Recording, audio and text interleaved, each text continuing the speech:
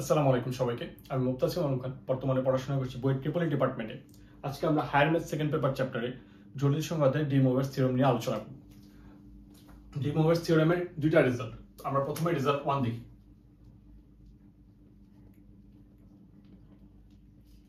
যদি cos theta plus i sin theta whole to the power n এই আকারে থাকে, অর্থাৎ n যদি পূর্ণ সংখ্যা হয় তাহলে n সরাসরি আর্গুমেন্টের সাথে গুণ হয়ে যাবে।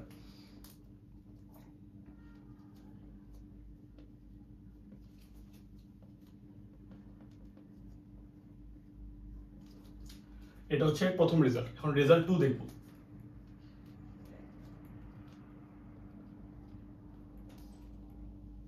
cos theta plus i sin theta to the power p by q।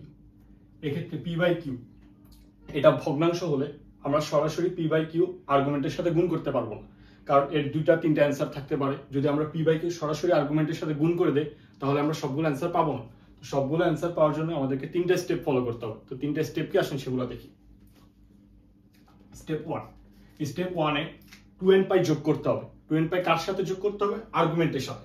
তাহলে আর্গুমেন্টের সাথে 2n পাই যোগ করার পর যা দাঁড়ায় সেটা হচ্ছে cos 2n pi plus theta plus i sin 2n pi plus theta to the power p by q।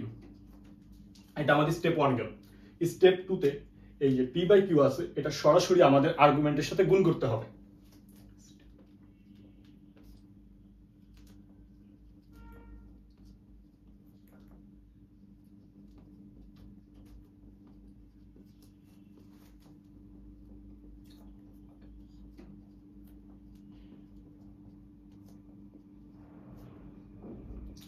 এইগুলো আমাদের দুইটা স্টেপ। তো প্রথম স্টেপে আমরা কি করেছি? 2n পাই যোগ করছি আর্গুমেন্টের সাথে। দ্বিতীয় স্টেপে কি এই p বাই q আমরা আর্গুমেন্টের সাথে গুণ করছি। তো এখন আমাদের সবগুলো অ্যান্সার পাইতে হলে n এর ভ্যালু বসাইতে হবে। n এর ভ্যালু আমরা কত থেকে কত পর্যন্ত বসাবো? n এর ভ্যালু আমাদের 0 থেকে শুরু হবে এবং q - 1 পর্যন্ত বসবে। অর্থাৎ স্টেপ 3 তে n = 0 1 2 q - 1 পর্যন্ত।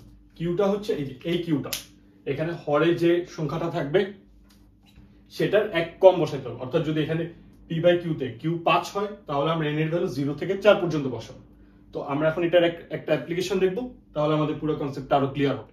তো এখানে আমাদের একটা ইকুয়েশন দেওয়া আছে z³ = i or z = i⁻1/3। তো এই ইকুয়েশনের মাত্রা কয়টা? তিনটা। তাহলে সলিউশন কয়টা থাকবে? তিনটা। তো আমাদের ডি মোইভারস থিওরাম অ্যাপ্লাই করার আরেকটা গুরুত্বপূর্ণ শর্ত হচ্ছে যে জটিল সংখ্যাটা দেওয়া আছে এটাকে অবশ্যই পোলার ফর্মে নিতে হবে, না হলে আমরা ডি মোইভারস থিওরাম অ্যাপ্লাই করতে পারবো না। তো i এর পোলার ফর্ম কি? cos π/2 + i sin π/2।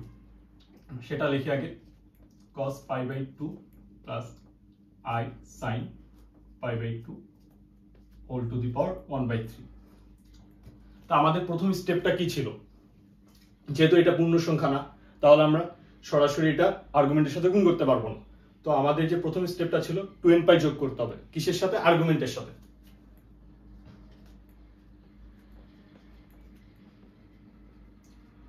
Plus i sin 2n পাই π/2। এটাকে আমরা একটু সিম্পলিফাই করে লিখি, cos 4n + 1 π/2 plus i sin 4n + 1 π/2 whole to the power 1/3। তো তারপরে আমাদের দ্বিতীয় স্টেপটা কি ছিল? এখানে যে p বাই q থাকবে অর্থাৎ 1/3 এটাকে আমাদের আর্গুমেন্টের সাথে গুণ করতে হবে।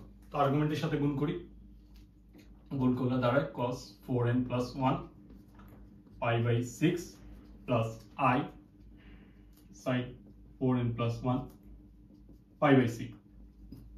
এখন আমাদের সবচেয়ে গুরুত্বপূর্ণ যে স্টেপটা হচ্ছে n এর ভ্যালু বসানো। তো এখানে n এর ভ্যালু আমরা কত পর্যন্ত বসাবো? দেখো এখানে q কত? 3। তাহলে আমরা n এর ভ্যালু বসাবো 0 1 2 এই পর্যন্ত। তাহলে n = হবে 0 1 2 এই তিনটা। তাহলে আমরা তিনটা ভ্যালুই পাবো। n = 0 হলে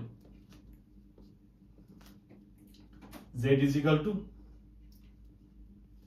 0 হলে 4 π/6 cos pi by 6 plus I sin pi by 6 cos pi by 6 এর ভ্যালু কত √3/2 আর sin pi by 6 এর ভ্যালু তো হাফ তাহলে আমাদের একটা অ্যানসার পেলাম তাহলে এখন n = 1 হলে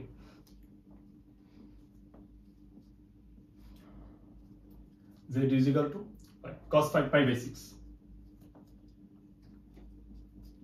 plus I sin 5 pi by 6 cos 5 pi by 6 এর ভ্যালু কত -√3/2 plus sin 5 pi by 6 half এই আমরা দুইটা ভ্যালু পেলাম এখন আমাদের 3 নাম্বার ভ্যালু পেতে হলে n = 2 বসাতে হবে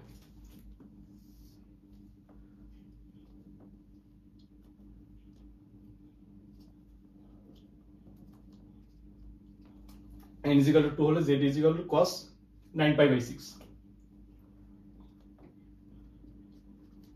plus I sin 9 pi by 6 এটার ভ্যালু কত 0 আর sin 9 pi by 6 এর ভ্যালু কত আসবে -1 তাহলে -pi তো এইটা হচ্ছে আমাদের ডি মোরগানস থিওরেম এবং এর অ্যাপ্লিকেশন তোমরা চাইলে এই তিনটা ভ্যালুকে অর্থাৎ তিনটা অ্যানসারকে তোমরা কিউব করে দেখতে পারো যে আই আসবে ওকে আজকে এই পর্যন্ত দেখা হবে নেক্সট কোনো ভিডিওতে ইনশাআল্লাহ